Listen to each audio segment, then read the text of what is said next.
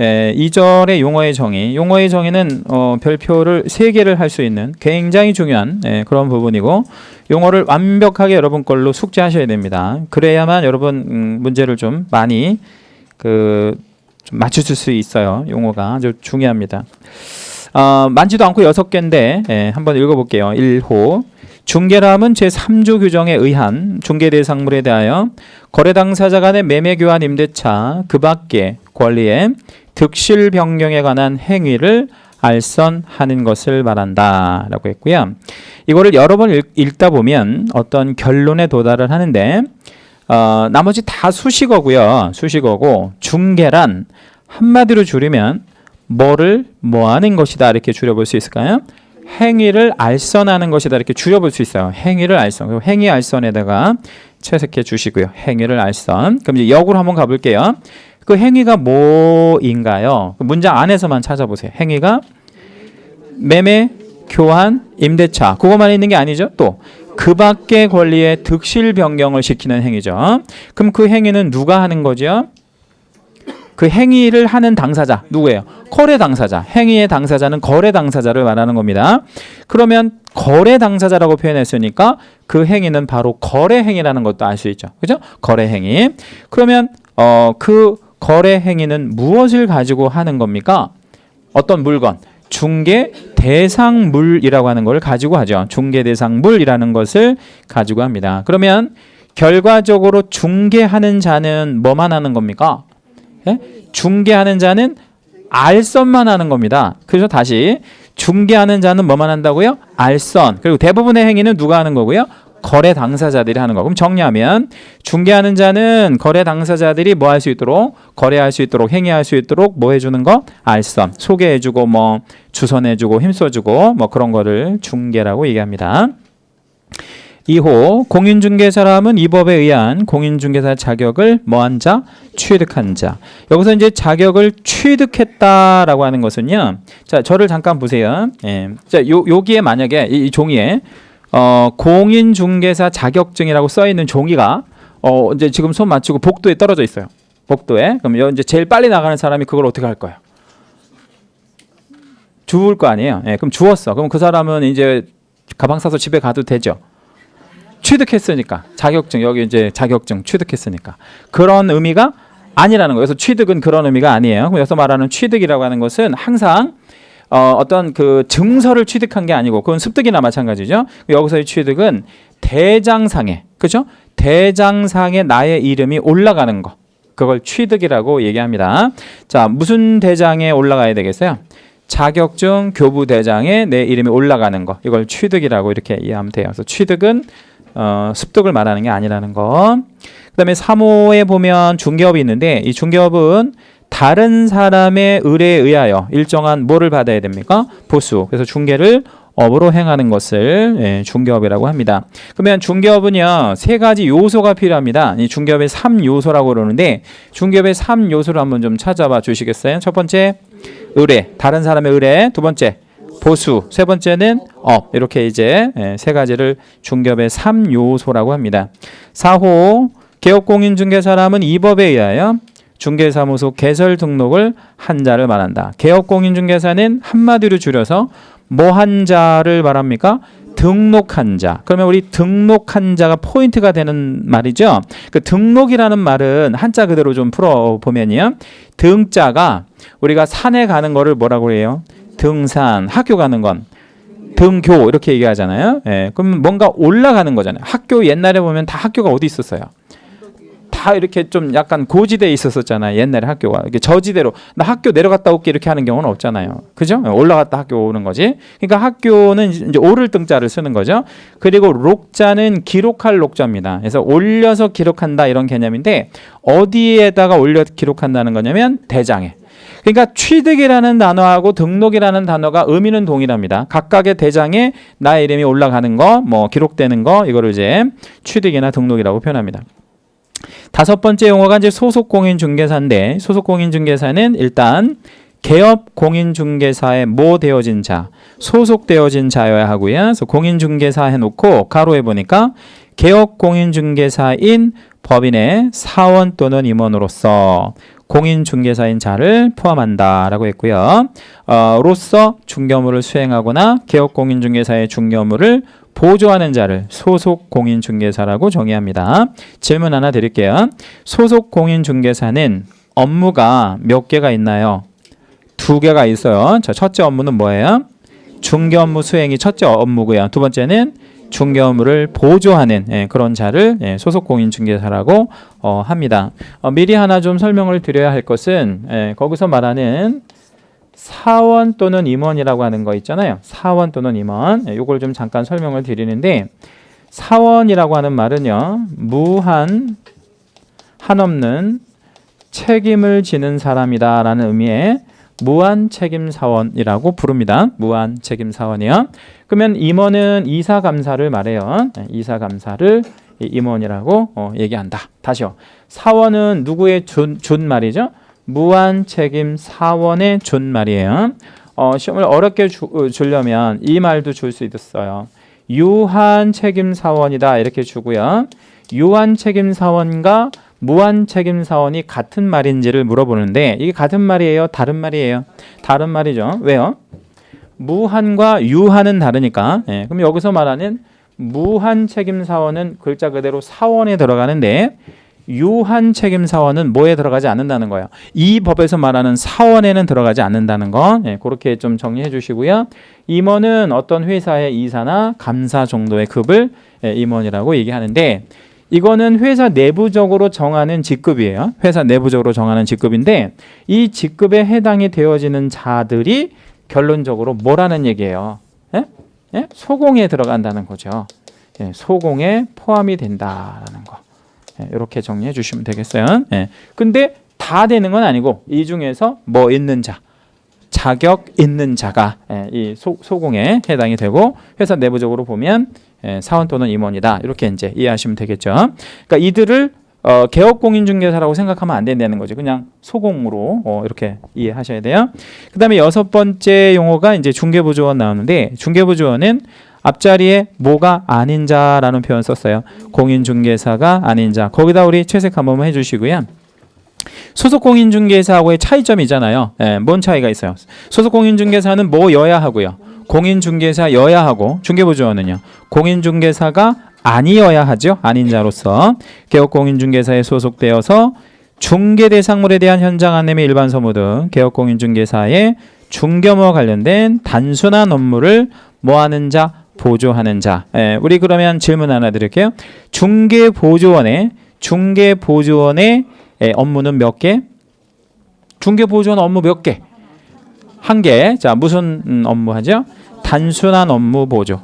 단순한 업무 보조. 이렇게 정리해 주시면 되고요. 자, 이제 제가 지금부터 칠판에다가 지금 보신 내용들을 핵심어만 좀 이렇게 비교해 드릴 테니까 뭐 보셔도 되고 뭐 쓰셔도 되고 그냥 부담 없이 보시면 되겠어요. 자, 일단은 이제 우리 오늘 이제 용어에서 가장 중요하게 생각하셔야 될 게 중개라는 용어하고요. 중개업이라고 하는 용어를 구별할 줄 아시는 게 가장 중요합니다. 핵심 포인트는 오늘 전체적으로 제일 중요한 말이에요. 뭐하고 뭐를 구별하는 거? 중개와 중개업. 자, 그러면 중개라고 하는 것은요. 중개업하고요. 글자 수로 보니까 틀리죠. 일단. 여기는 글자 수가 2자. 여기는 3자죠. 그러면 얘가 뭔가를 갖고 있죠. 어떤 단어를 하나 갖고 있죠. 업이라는 단어를 갖고 있죠. 그죠? 업을 구성하는 데는 몇 가지가 필요하다 그랬어요? 3가지. 자, 첫 번째 뭐 있어야 되겠어요? 의뢰. 다른 사람의 의뢰 있어야 되고 두 번째 일정한 보수를 받아야 되겠죠. 그리고요. 업으로 해야 되는데 뭐를 업으로 하는 거죠? 얘를 업으로 하는 거다.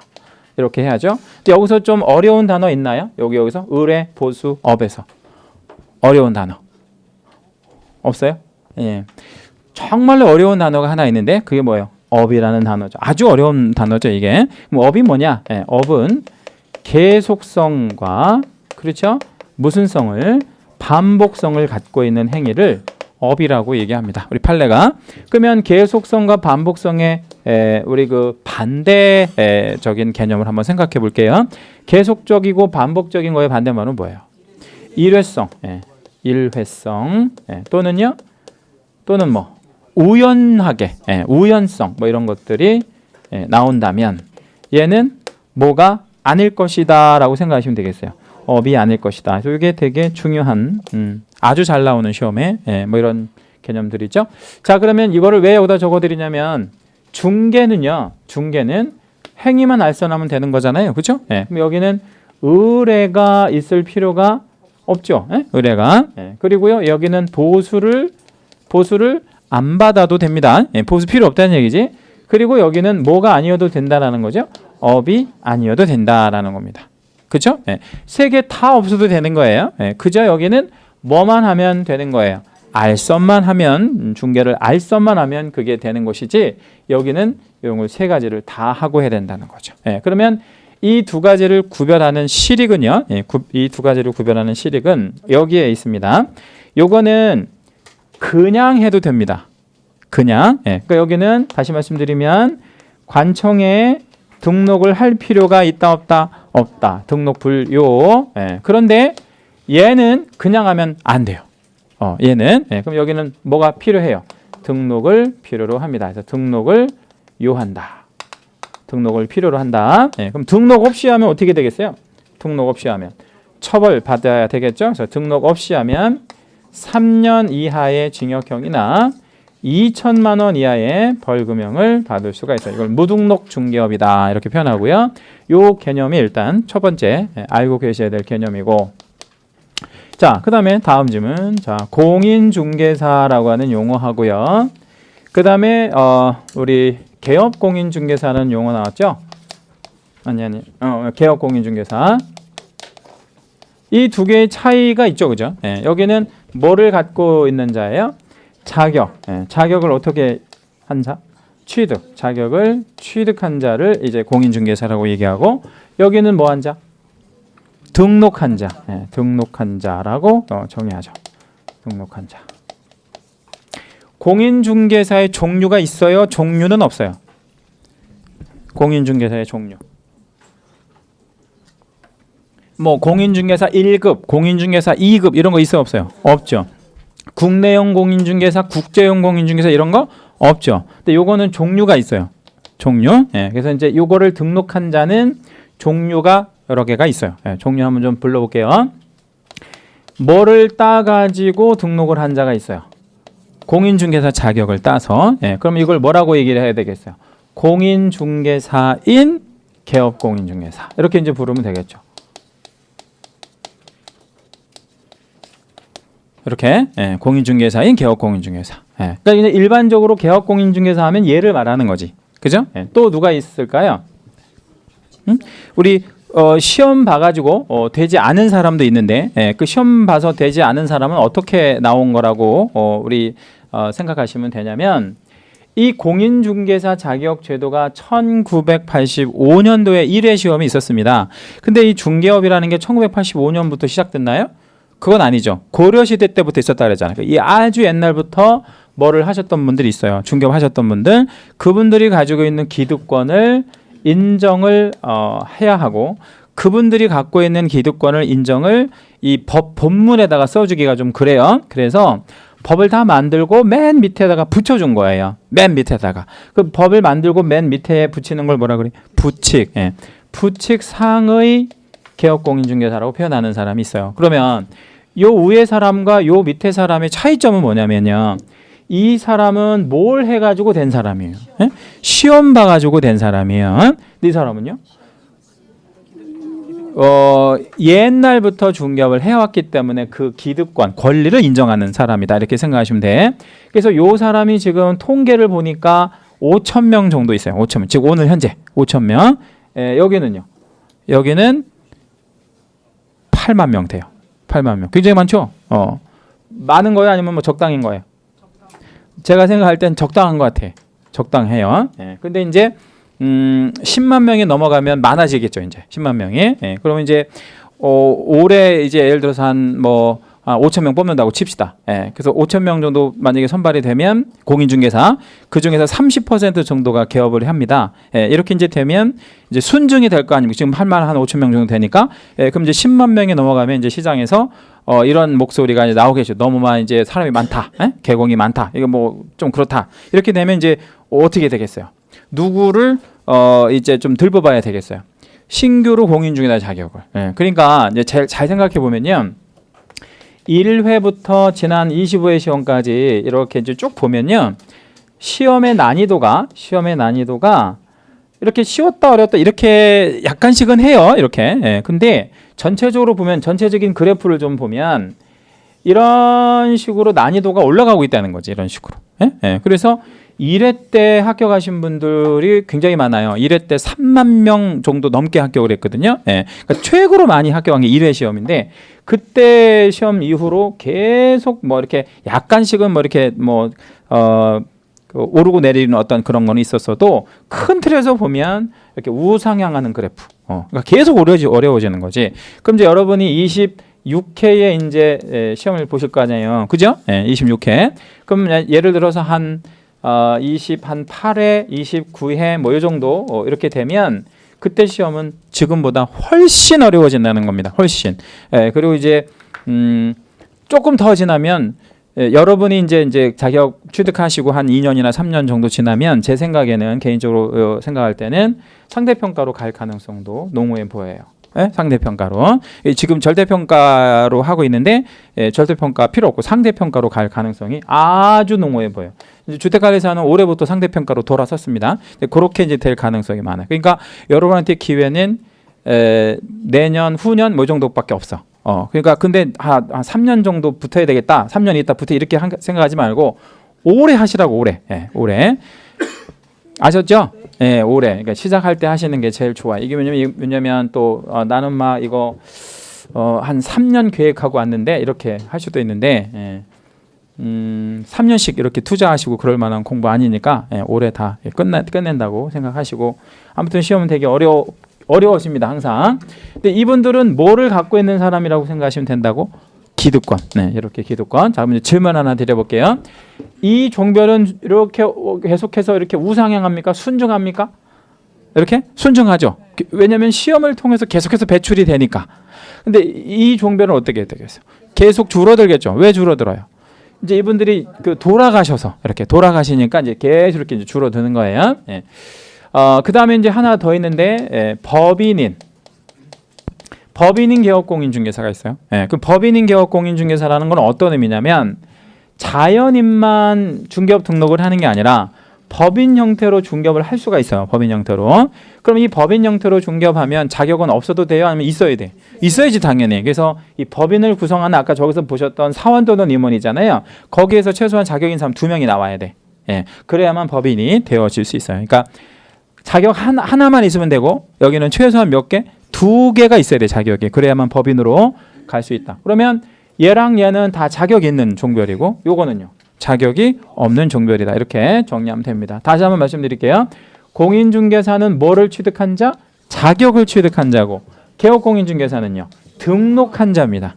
그죠? 예, 그럼 요것도 둘 다 취득과 등록은 다 대장의 자기 이름이나 명칭이 뭐 되어진 기록되어진 상태를 말합니다. 예, 뭐 그렇게 정리하시면 되겠고 자, 용어 하나만 더 정리해 볼게요. 소속공인중개사라는 용어와 무슨 용어를 반드시 구별할 줄 아셔야 되냐면 중개보조원이라는 용어를 반드시 구별할 줄 아셔야 돼. 예, 요거 시험에도 좀 잘 나오고요. 그러면 소속공인중개사는 뭐가 있는 자예요? 얘는 자격이 있고 또 자격만 있어요? 소속이 있지. 예, 자격이 있는 자가 소속이 되어서 그렇죠? 소속이 되어서 두 가지 업무를 할 겁니다. 자, 무슨 업무랑 무슨 업무를 할 겁니까? 중개 업무를 할 거고요. 중개 업무를 수행할 거잖아요. 그죠? 예. 그다음에 중개 업무를 보조도 할 거예요. 그렇죠? 예. 그러면 우리 중개보조원은 자격이 있는 자가 없는 자가 아닌 자가 이랬으니까 공인중개사가 아닌 자가 소속은 돼야 돼요. 소속은 돼야지. 어딘가에 소속은 돼야 될 거 아니에요. 소속이 되어서 업무를 할 건데 이 업무를 하는 게 아니잖아요. 그죠? 예, 이 업무하고 좀 다른 업무를 할 거예요. 얘는 무슨 업무 할 거예요? 단순한 업무를 할 거예요? 아니면 보조할 거예요? 보조하는. 그 기능을 하게 됩니다. 그럼 완전히 다르죠. 예, 그럼 이제 먼저 공통점 한번 찾아볼까요? 이 둘의 공통점. 얘랑 얘의 공통점. 일단 소속이 되었다라고 하는 공통점. 그래서 얘네들을 합쳐가지고요. 얘네들을 합쳐서 뭐라고 부르냐면 고용인이라 그래. 얘네들이 합쳐가지고. 예, 자 다시 누구랑 누구를 합쳐가지고요. 소속공인중개사 플러스 중개보조원. 자 앞으로 이제 수업 시간에 소속공인중개사는 줄여서 소공이라고 부르겠습니다. 그래서 개업공인중개사는 얘는 개공이라고 부를 거고요. 물론 이제 이렇게 종별이 세분화되어질 때는 다 말씀드릴 거고 이렇게 일반적인 표현을 할 때는 개공, 여기는 소공 이렇게. 그러면 여기서 이 둘의 공통점은 일단 뭐 됐다는 공통점이 있죠? 소속. 그러면 이들이 한 업무상의 행위는 누군가는 책임을 져야 되잖아. 누가 책임을 져야 될까? 개공이. 예. 왜? 얘네들을 뭐한 고용한 사람이 개공이니까. 예, 이렇게 정리해 주시면 되겠고요. 그다음에 이제 차이점, 이제 공통점 이거 하나밖에 없잖아요. 차이점 한번 좀 찾아볼게요. 자격의 유무에서 차이가 나죠. 예, 그러면 자격의 유무에서 차이가 난다는 거, 이거 중요하죠. 뭐가 없다는 거, 자격 없다는 거. 예, 그다음에 어떤 부분에서도 좀 중요하냐면 소공은 중개 업무를 뭐 할 수 있어요? 수행할 수 있는데 얘는 중개 업무를 수행할 수가 없다는 거예요. 그렇죠? 예, 그러면 조금 더 구체적으로 말씀드리면 소속공인중개사는 중요한 서면들을 작성할 수 있는 권한이 있어요. 무슨 서랑 무슨 서를 작성할 수 있는 권한이 있다 그랬죠? 두 개? 확인설명서하고 거래계약서 작성할 수 있는 권한이 있어요. 얘는. 근데 얘는 그런 거 작성할 수 없어요. 예. 그래서 이 업무를 수행한다는 거하고 단순 업무를 한다는 거 좀 달라요. 그리고요. 여기서도 보면 중개 업무를 보조한다 그랬는데 여기서 중개 업무와 이 중개 업무는 뒤에 쓰여진 단어 때문에 이게 다른 업무라는 걸 알 수 있어요. 그러니까 업무적으로 다르다기보다는 사람이 다른 거죠. 그럼 여기서 수행한다는 건 누구의 업무를 수행한다는 뜻이겠어요?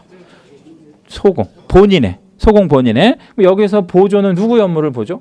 개공의 업무를 보죠. 이렇게 이제 접근하셔야 되는 부분이고 여기에서 단순한 업무는 현장 안내 및 일반 소무를 말하는데 아무튼 단순한 업무든 뭡니까 그 중개 업무든 간에 여기서 그 개공의 개업공인중개사죠. 업무를 보죠. 여기도 개공의 업무를 보조한다. 이렇게 정리하시면 되겠죠. 예. 그러니까 원래 이 단순한 업무도 누가 하는 건데 개공이 하는 건데 얘를 고용해서 얘를 대신해서 시킬 거다. 이렇게 정리를 하시면 되겠죠. 자, 그러면 여기다 이제 요거 하나만 더 정리해 볼게요. 개업공인중개사가 얘네를 고용하는 거죠. 이렇게 고용하는 거잖아요.